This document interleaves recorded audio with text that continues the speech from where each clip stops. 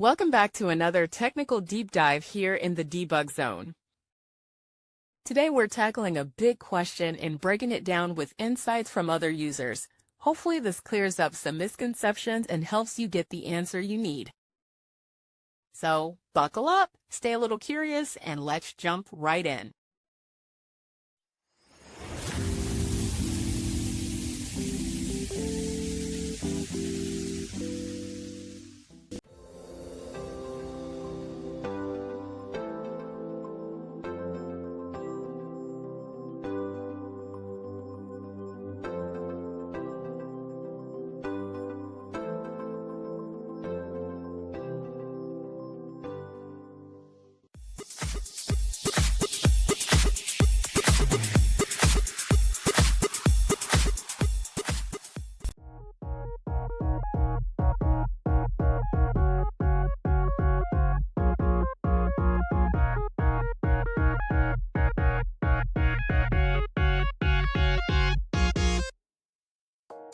And that's a wrap.